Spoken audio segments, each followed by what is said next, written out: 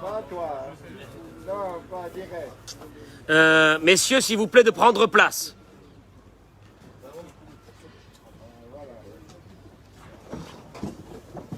Damien. Non, il faut pas se sauver là. Bien, messieurs, On est enregistré, on est en train de balancer les blagues. dernier jour de nuages, je crois, en Israël, Bezrat Hashem. Pour Yom HaAtzmaut, on nous annonce un très beau soleil. Bezrat Hashem, la bracha et la tzlacha, amen keni ratson. Pour la refoua shelema de Rachel bat Nuna, Emily bat Alicia, Keren bat Hana, Rachel bat Gemara, Monique Esther bat Odette, Liz Naomi bat Julie Frecha, Jocelyne bat Oraïda. Alors il a un autre nom, hein, mais bon, je ne l'ai pas noté. Je vais noter, on me l'a envoyé. Oui, de Dédé Ben Simon. Bon, je vais trouver le nom. Olivier, qu'est-ce que tu fais? Allez, viens. Refoua Shelema, Zora Solika bat Sultana, Jonathan Ben Rachel, Marie-Lydia bat Julie Frecha. Bien, messieurs. Alain David. Ben Anna. Ben Hana. Oui. Et Leilou Nishmat. Daniel Nissim Ben Chaim. Rabbi Yaakov Nissim Ben Suzanne. Rina bat Naomi Gila. Penina bat Suzanne. Et Nicole Rachel bat Yvette Chaya. Une seconde. Nancy Willa bat Sarah Berthe. Simone bat Simcha.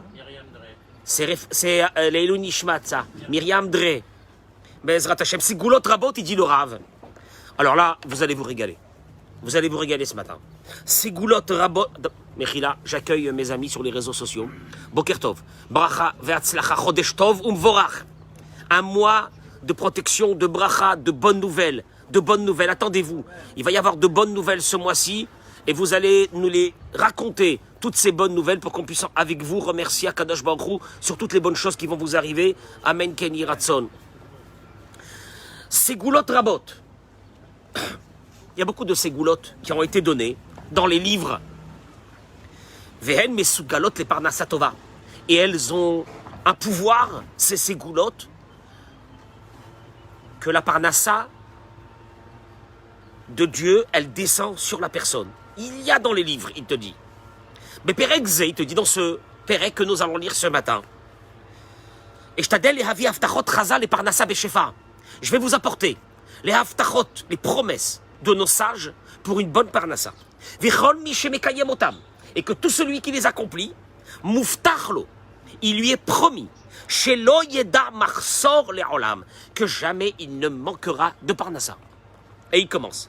Bagmara, dans la Gemara, dans Ta'anit, Masechet Ta'anit, Daftet, Maftiach Rabbi Yochanan. Rabbi Yochanan promet, on le sait, très connu, Aser Te'aser, Bishvil Shetit Asher, que quand tu donnes le Maaser, on va le voir tout de suite, pour que tu t'enrichisses. Mais Mili Machirot, il explique, il dit le Rav, Yehudi Marviach Kesef, tu gagnes de l'argent, Im Ya'aser Mimeno Litzdaka, si il donne le maaser, on va voir combien c'est le maaser.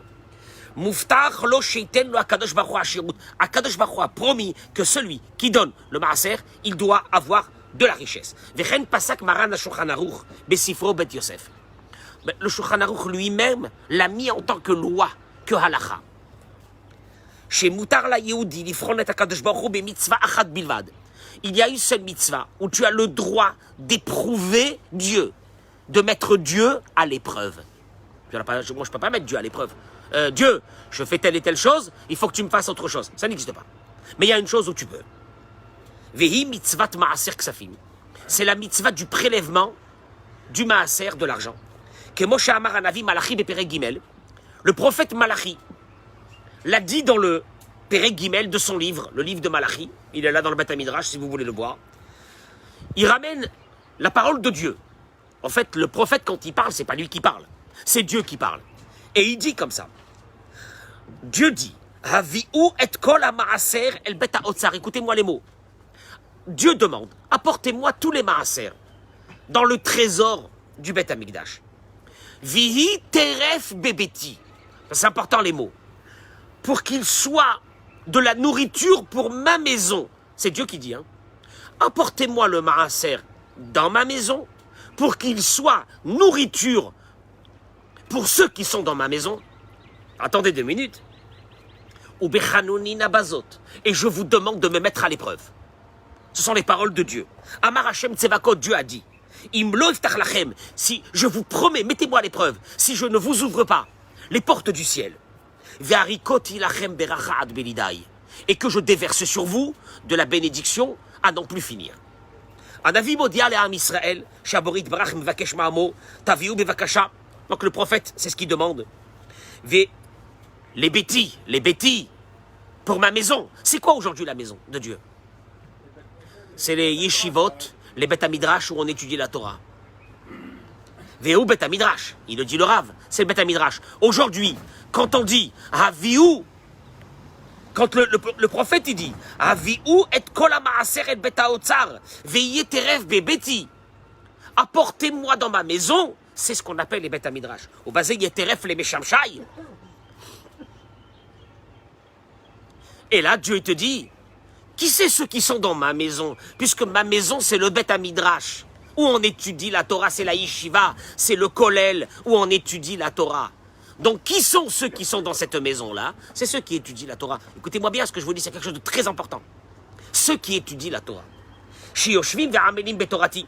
Encore une fois, tu peux donner de l'argent pour le KKL, tu peux donner de l'argent pour d'autres choses, etc. Il n'y a aucun problème. Mais si tu veux avoir la promesse de Dieu, Dieu il te dit, amène-moi cet argent dans ma maison et qu'elle soit de l'alimentation pour les habitants de ma maison, qui sont ceux qui étudient la Torah. Ça, c'est une aftacha. Benosaf lekach. Aborit vrach mevakesh mechem shetifrenu otobazé. Et là, Dieu il te dit, alors après ça, mettez-moi l'épreuve. Leachar shenatatem et ha'ma'asot. Après que vous avez donné le ma'aser. Tivdeku vetir'u. Vous allez vous-même regarder et observer. Vous allez le voir dans 2 minutes. Hein. Ce n'est pas des mots. Shefa ad belidai. Comment la bénédiction et la bracha va venir à ad belidai. Qu'est-ce que ça veut dire ad belidai? C'est ad belidai, ça veut dire sans fin. Le mot dai veut dire arrête. Arrête, ça suffit. Ad belidai. Jusqu'au moment où c'est que toi-même tu dis à Dieu, ça suffit, arrête. Il y en a jamais trop. Donne aux autres. Et il explique. Anashim Rabim, chez Shamou Shiurim, beaucoup de personnes qui ont entendu des cours sur le Maaser. Ponim elai b'she'ela, ils viennent me demander une question, il dit le Rav. Kvar shanim mani noten Maaser, ça fait des années que je donne le Maaser. Ve'adain matzavi dachuk bioter. Et je vois pas de bracha. Et pourtant Dieu, il a promis. Alors il dit une chose. Il y a des conditions qui sont très réglementées au sujet du Maaser pour que la promesse va venir chez toi. Première condition. Attention de ne jamais donner même un tout petit peu moins que le Maaser. Bon, j'ai donné une belle somme. Est-ce que c'est vraiment le Maaser? Tu as gagné ce mois 50 000 shekels.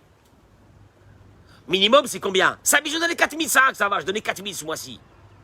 Tu n'as pas donné les 5 000. Je te dis, c'est le premier problème. Le Maran Abet Yosef, donc ça c'est le Shulchan Aruch, chez les Maaser, yesh yesod al pi ha-Kabbalah. Il y a dans le Maaser un secret kabbalistique, Benetina Medouyeket, de faire attention de donner précisément le Maaser. Donner plus, il n'y a aucun problème. Mais attention à une chose, l'olé afrit mimeno, jamais donner moins. J'explique. Si tu donnes, dommage parce que déjà tu donnes, mais si tu donnes même un tout petit peu moins que ce que tu gagnes, tu ne rentres pas dans le cadre, et ça c'est kabbalistique, de la bracha.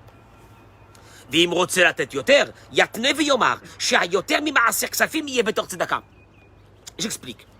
Il faut que tu donnes exactement le maaser. Pas moins. Tu veux donner plus. Dis que le plus que tu donnes, c'est en tant que tzedaka. Mais voilà et voilà, cette somme-là, et ça, c'est d'après la Kabbalah. On avait déjà une fois parlé de beaucoup de lois qui font partie du Maaser, mais là tu vas voir quelques-unes. On va rajouter. Benosaf lekar. Peramim rabot shurachim la'aser achanasot ketanot. Tu veux la richesse? Bon, t'as gagné combien? 50 000 shekels?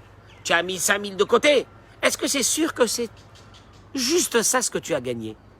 T'as pas gagné encore autre chose à part ça? Par exemple, Kegon, Matana, des cadeaux. Tu as fait une fête, on t'a donné des cadeaux en argent. On va donner le maaser sur ça. Metziat kesef shenbo besiman bar. Tu as trouvé de l'argent. Quelqu'un trouve de l'argent dehors. Maaser. Bonussim imkom avoda. Tu as reçu dans ton travail des bonus. Aussi. ולכן, הרוצה שתתקיים בו הבטחת העשירות, ישים על ליבו שכל הכסף שמרוויח הוא ורעייתו. Il doit mettre dans son cœur que tout ce que lui et sa femme gagnent, miyad ya'aser, tout de suite de prendre cette... Tout de suite, de la prendre. Veyaniach batzad, et de la mettre déjà de côté. Kedé shelo ishkar, pour ne pas qu'il oublie. Moi, j'ai demandé à beaucoup de personnes. Ils donnent de la tzedaka, etc. Il n'y a aucun problème. Je dis, dis-moi honnêtement, est-ce que tu donnes vraiment le maaser? De tout ce que... Non, pas, mais presque. Il te dit, kabbalistiquement parlant, il y a un secret dans la Kabbalah, que celui qui donne exactement le maaser, de tout ce qu'il gagne, il n'y a rien à faire. Il est obligé de devenir riche. Et là, il te dit, parce que si tu ne le mets pas de côté, eh bien, des fois que il arrive que la somme grandisse, et là, qu'est-ce qui se passe? On a des difficultés à donner. Première condition, je répète, tu dois avoir une gestion du maaser rigoureuse. Première. Ouais, mais je donne plein. Je donne plein, c'est bien. C'est très bien. Il n'y a rien à faire. Tu fais le calcul chaque mois, ce que tu gagnes. Ce que tu as gagné, ce que tu as trouvé. J'en sais rien, moi, n'importe quoi. Ce qui t'est arrivé dans le mois que tu as gagné en plus, ne dis pas ça c'est bas, c'est pour Bibiche. Non, il faut que tu mettes le maaser, chaque chose de tout ce que tu as gagné. Première condition, il n'y a rien à faire. D'après la Kabbalah, celui qui calcule, tu sais, tu fais le petit comptable. Celui qui calcule exactement ce qu'il a gagné. Et au centime près, il met le maaser. Après, s'il veut donner plus, qui disent que le plus qu'il donne, c'est de la tzedaka, il n'y a rien à faire. Il y a une promesse de Première condition. Olivier, deuxième condition. Aftachat anavi, tluya bekiyum trilat pasuk. Il te dit attention parce que le prophète, c'est lui qui t'a donné cette promesse. Que tu peux mettre Dieu à l'épreuve. Mais lui t'a dit, au début de son verset, apportez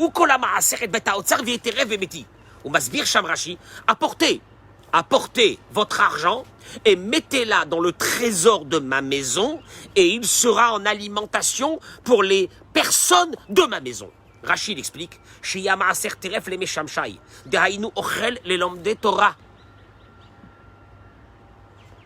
il faut que cet argent soit pour l'alimentation de ceux qui étudient. Attends, comment? Ouais, moi je comprends pas. Ces avrichim, hein, ils devraient aller tous travailler. Je veux dire qu'ils sont crochets de la société. Il y a l'Aziz. C'est la seule condition pour que le peuple d'Israël devienne riche. C'est de donner à manger à des bachourei shivot, à des avrichim. C'est pas ton problème. Si l'avraich il veut rester pauvre, et il est heureux d'être pauvre, parce qu'il est heureux. Hier soir, je suis rentré, il était 8h ou 9h. Je suis rentré dans un kollel à Ashdod. Parce que maintenant, ces derniers jours, j'ai fait les allers-retours. Des avrichim, mais une qualité. Mais une gentillesse, une tzidkout. Ils étaient en train d'étudier la Torah, 9h du soir. Là, ils devraient aller bosser, puis le soir, être devant la téloche. C'est la vie normale, quoi. Quoi, la vie normale? Mais c'est grâce à eux que la colère divine s'en va de ce monde. C'est leur choix. Ils ont fait ce choix d'étudier. Mais là, il te dit, faut que tu donnes à manger à ces gens-là. Parce que c'est eux les habitants de ma maison, il te dit Dieu. Il n'y a pas d'autres habitants de ma maison. Veillez teref les bêtis. Dieu il dit, ça sera l'alimentation de ceux qui se trouvent dans ma maison. Qui aujourd'hui peut se targuer d'être le béné-béti, celui qui vit dans ma maison? Qui? Allez, vas-y, trouve-moi quelqu'un d'autre. Olivier, trouve-moi quelqu'un d'autre. Qui aujourd'hui, Dieu il dit, le prophète Malachi a dit, il faut que tu donnes ça dans les trésors de ma maison pour que ça soit de l'alimentation pour les béné-bétis. Comment on dit béné-bétis? Les enfants de ma maison. C'est qui les enfants? Rachi Akadosh, il te dit. Ceux qui étudient la Torah. Moi, je peux rien faire contre ça. Hein. Ah ouais, les Avrichim devraient aller faire l'armée, Vas-y, balance tout ce que tu veux. Hachem, il a dit, il y aura, jusqu'à la fin des temps, depuis le début de l'humanité, des gens qui vont étudier la Torah. Avant, il n'y avait pas les Avrichim, il y avait qui? Au temps du temple, il y avait qui? Les Kohanim. Vous savez que les Kohanim, nous n'avons pas de part dans la terre d'Israël. Nous n'avons pas de maison, de terrain. Nous n'avons rien. Nous avons rien. Qu'est-ce que nous avions à ce moment-là? Nous, les Kohanim et les Lévi'im, les dons des béné Israël. Alors ça a toujours existé. Et nous étions à ce moment-là les serviteurs pour le peuple d'Israël spirituel. Aujourd'hui, vous avez ceux qui étudient la Torah. Ah. On est d'accord, on n'est pas d'accord. Et c'est pas parce qu'on n'est pas d'accord que c'est la vérité. Parce que de toute façon, on a toujours essayé de dire ces avrichim là, ils servent à rien, on devrait les enlever. Et ils se multiplient. Mais ils se multiplient. Mais il y a plus un endroit aujourd'hui, même à Tel Aviv, Bograchov, partout où tu rentres le soir, il y a des kolélim. Tel Aviv. C'est honteux, la vérité. Ils devraient aller faire l'armée. Mais ils nous protègent. Ils nous protègent. Dis-leur merci déjà qu'ils ont choisi, eux, cette vie.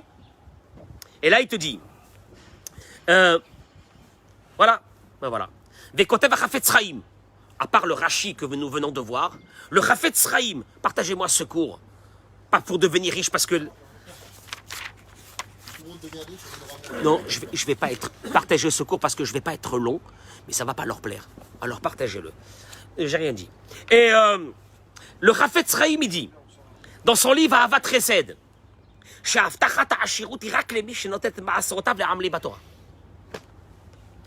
que la promesse de richesse sur le Maaser est seulement sur celui qui donne son argent dans des endroits où il y a des gens qui sont Amélim Batora. C'est le Chafetz Chaim. Hein. Tu connais le Chafetz Chaim? Je le connais. Amélim Batora, ça veut dire des gens qui étudient la Torah. Moi, je pensais qu'on pouvait donner Maaser à n'importe qui, à n'importe quoi, n'importe comment. Il te dit, la promesse de réussite, c'est dans un endroit où il y a de l'étude de la Torah. Quelle est la raison pour laquelle Dieu... Sam, quelle est la raison pour laquelle Dieu t'autorise à l'éprouver pour la Parnassa? Pourquoi Dieu t'autorise dans cette mitzvah de Maaser? Pourquoi Dieu il n'a pas dit, si vous mettez les tefilines, je vous promets des choses extraordinaires. Si vous faites Shabbat, je vous promets. Dieu il n'a pas dit ça. Pourquoi seulement il a dit dans le Maaser? Et là il ramène, il dit comme ça, le Ridbaz,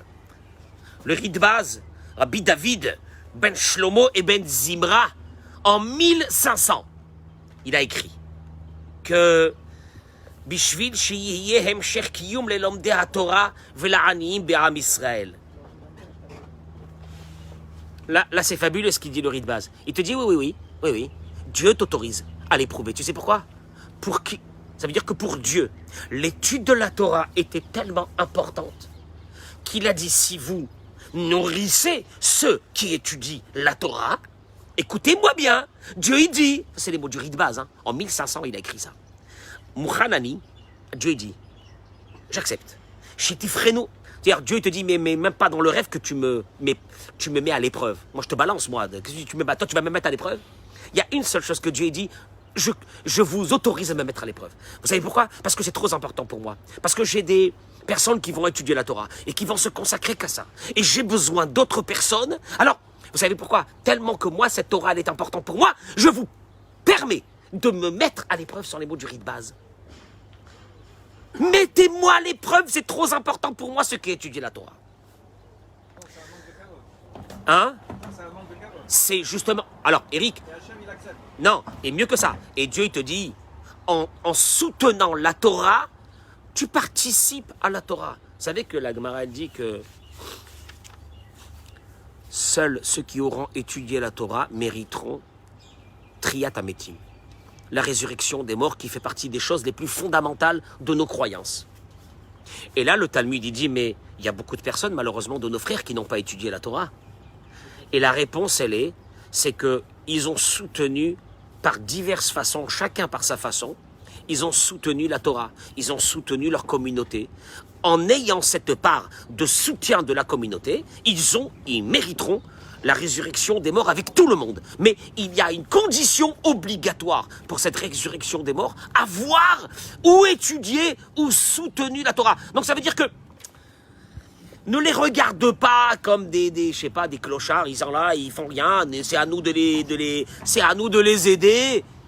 C'est un mérite énorme sur toi et sur ta famille, le fait que tu les aides. Là, il continue et il dit comme ça. La reine,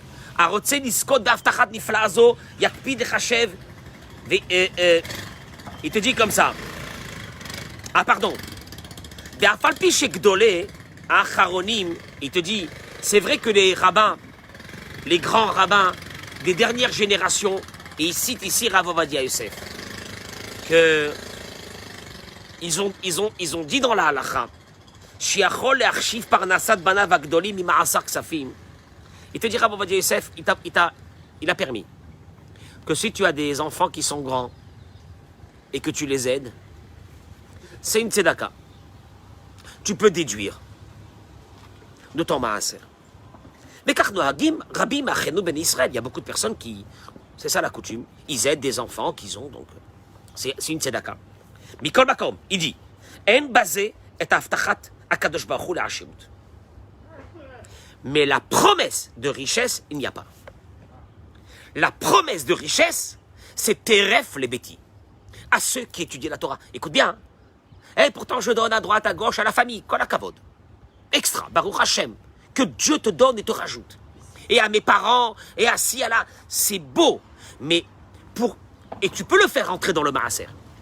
Mais, pour avoir la promesse de richesse, il faut obligatoirement soutenir les habitants de ma maison, il te dit Dieu.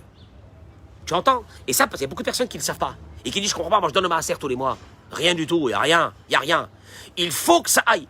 Je fais une parenthèse. J'ai un ami que depuis 30 ans, ce qui touche, c'est de l'or.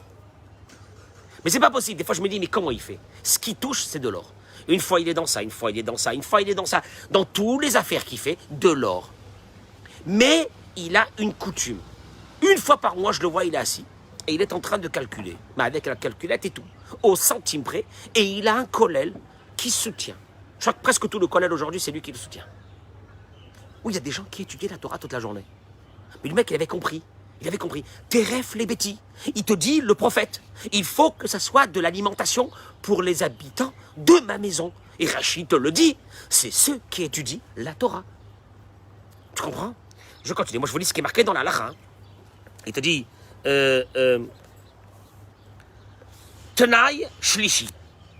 Encore une condition pour réussir. Donc, première condition, on a dit, c'était quoi? C'était de bien calculer. Deuxième condition, c'est de la donner à ceux qui étudient la Torah. Tu as une synagogue où c'est qu'il y a des gens qui étudient la Torah, tu soutiens ça. Le limoud à Torah, l'étude de la Torah. Après, tu as envie de soutenir des mouvements de jeunesse, des machins, des trucs, des ci, des là. Fais-le. Des écoles, c'est bien. Une école. Et la diffusion de la Torah par Une école, parce que dans une école, il y a des enfants qui étudient la Torah. Oui, mais tu vas cibler des endroits où il y a l'étude de la Torah. Dora Géoula, on sait que nous avons des avrichim. On a Baruch Hashem nos avrichim qui sont là, l'après-midi, tous les après-midi, pendant toute l'année, en train d'étudier la Torah et qui nous protègent à nous, par exemple. Et il continue, il dit, Tnaï Shlishi, condition. Je termine avec ça là. Maran Rabbi Yosef Karo. Le Shulchan Aruch. Rabbi Yosef Karo. Dans son Shelot ou Tshuvot Afkat Rochel, il écrit Shetzarich la tête hamishit machnasotav. Rabbi Yosef Karo, il n'est pas d'accord. Il dit que le maaser, c'est pas 10%.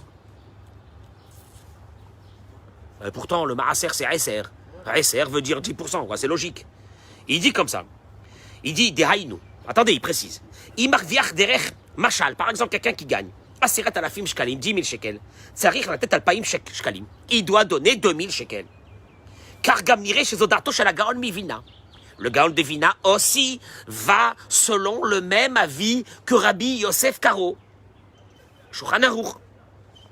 Et d'où ils ont appris ça? Et parce que Yaakov Avinu, il a dit, Asher titeni, kol asher titeni, tout ce que tu me donneras, il a dit à Dieu, en allant chez Lavan. Aser a aserenu lach. Aser, prélever, je prélèverai.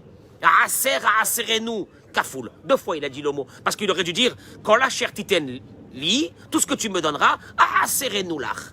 Je te le préleverai. Et là, ça voudrait dire le 10e. Mais comme il a dit Aser a aserenulach, la Torah, elle double pas des mots comme ça. La Torah ne double pas de mots comme ça. Si elle a doublé les mots, c'est pour te dire qu'il y a 10 et il y a 10. Ce qui fait combien? 20. Ça, c'est ce que dit. Yesh Cholkim. Il y a qui sont pas d'accord avec le Shulchan Aruch et qui disent que ça suffit de donner combien? Le Maaser. Mikol Makom. Lo yatsa hadavar mide mahloket velachen. Mishiachol. Alors, ok. Il y a des grands rabbins qui disent 10% Shai. Il y a des grands rabbins qui disent combien comme Rabbi Yosef Karo, comme Shulchan Aruch, hein, on n'est pas là dans des 20%.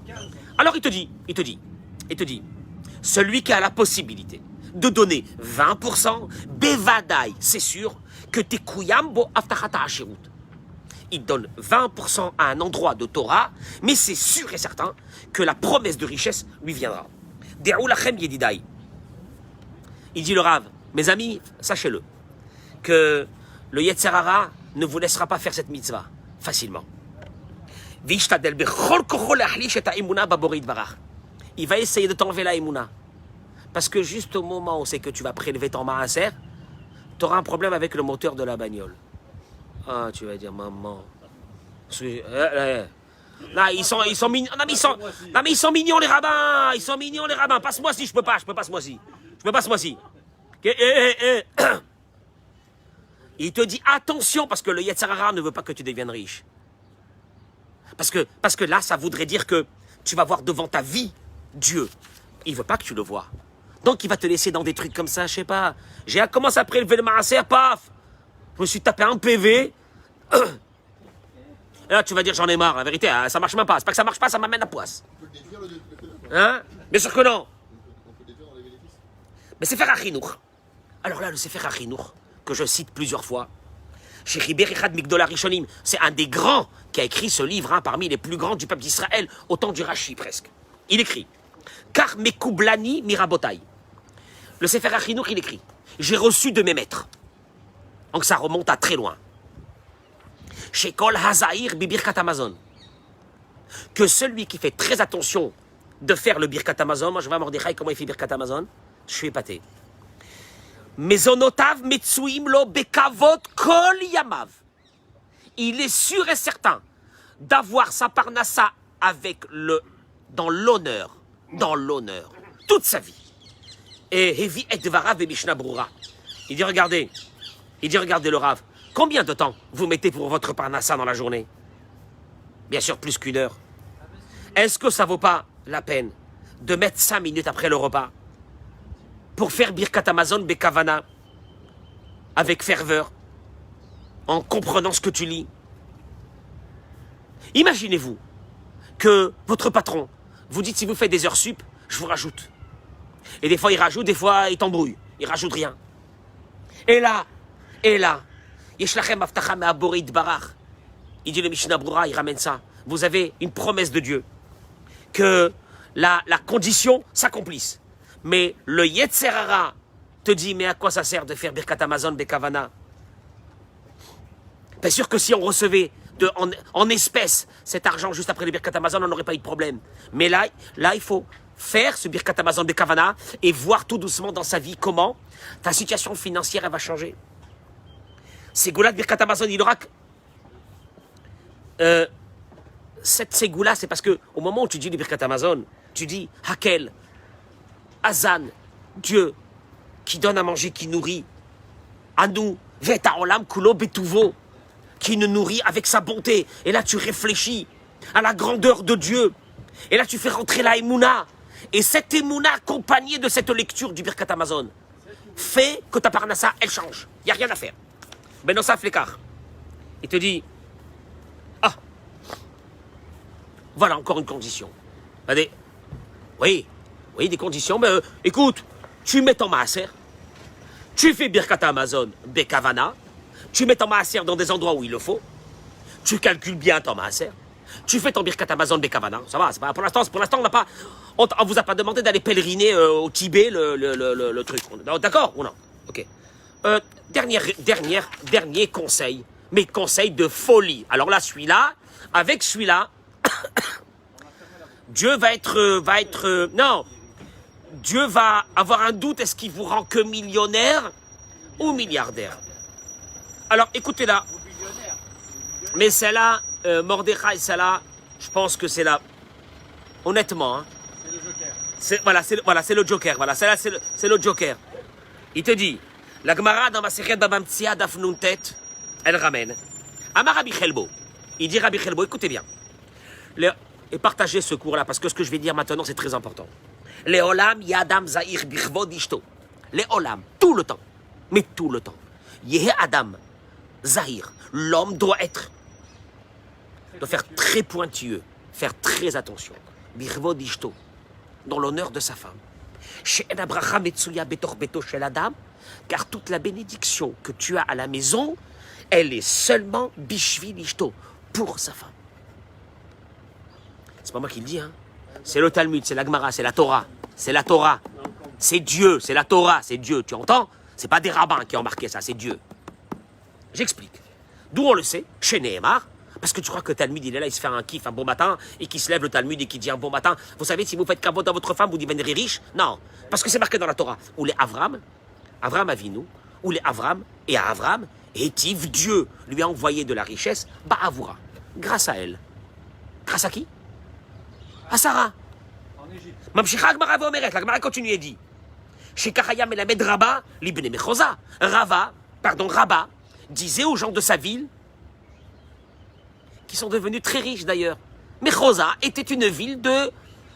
Mechoza, c'était Monaco. Et qu'est-ce qu'il leur disait? Il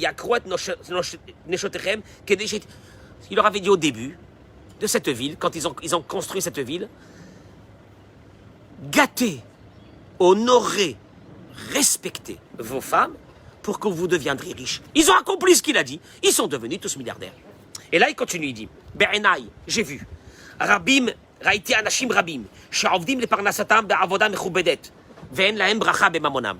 J'ai vu beaucoup de personnes qui ont beaucoup travaillé. Ils n'ont pas eu de bénédiction dans leur argent.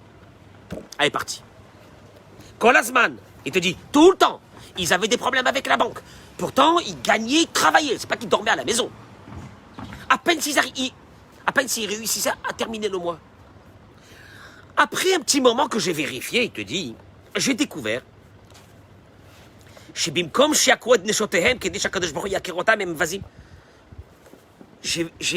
parlé dit avec ces personnes et j'ai vu que leur fonctionnement avec leur épouse, elle était catastrophique.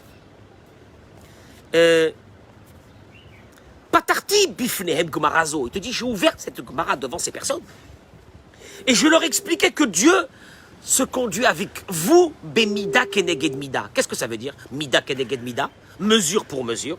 Adam shemezalzel bichvod ishto shitluyabo.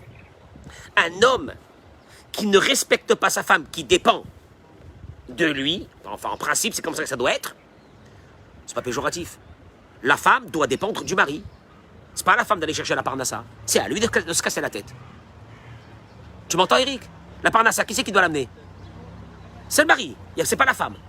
Donc, dans l'idée que c'est l'homme qui doit amener la parnassa, elle dépend de lui.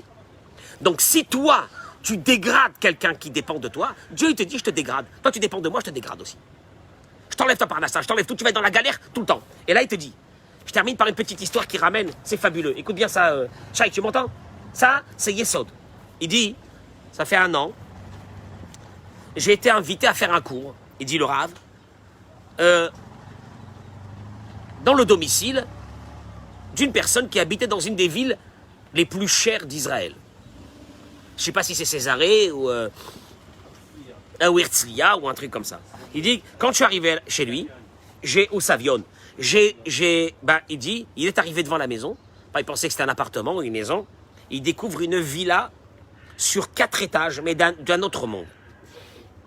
Je suis rentré, donc celui qui m'a reçu, il dit, pour faire le cours chez lui à la maison, me raconte que cette villa appartient à ses parents. Et que, collé à cette villa, il y a une deuxième villa, c'est son frère qui habite dans cette maison. Aussi, elle appartient à ses parents.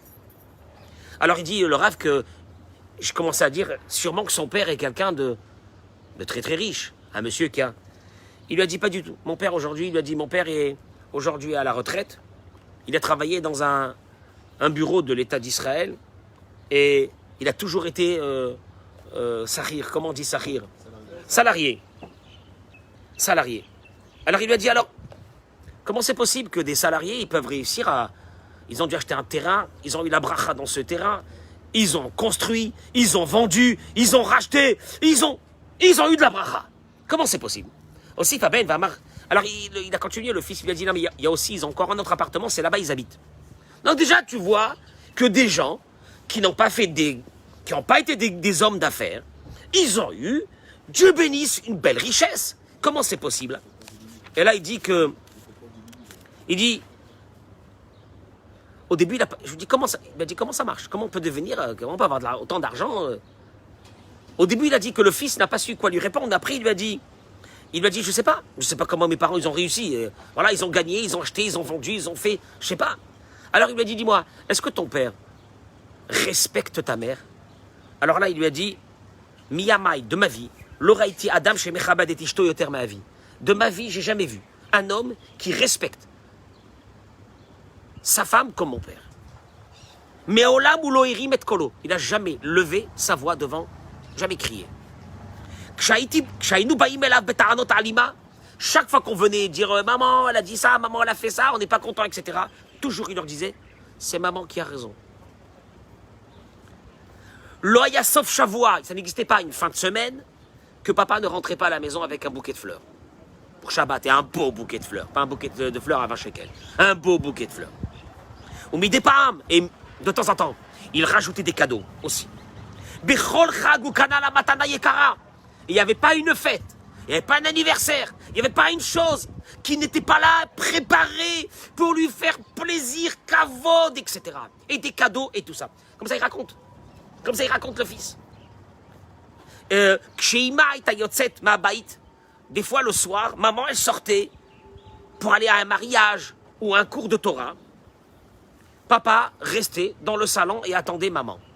Et on disait à papa, va dormir. Et il disait, moi, je ne vais pas dormir sans maman. J'attends que maman, elle arrive pour que j'aille dormir avec elle. Pas dormir comme ça. Et chaque jour, on entendait quelque chose de bien sur maman. Il disait à la maison, papa.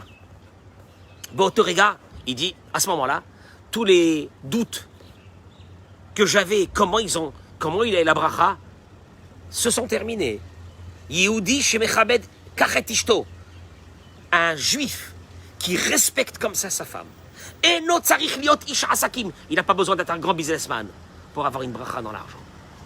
Même en étant un salarié, il peut avoir la bracha de l'argent de façon fabuleuse que Dieu lui amènera. Ok, ici, il y a ici des choses fondamentales qui sont dans la Torah. Parce que nous on dit, ouais, la parnassa, j'ai pas réussi, j'ai pas ci, j'ai pas là. Bon, regarde. Aujourd'hui, on a donné des conditions. Viens, on va essayer de comment ça, ces conditions. Première condition, je calcule de façon claire. Minimum, combien on a dit? 10%. Si on peut, d'après Rabbi Yosef Karo, 20%. Pas de l'argent qui va y aller pour la famille. Ça, c'est autre chose.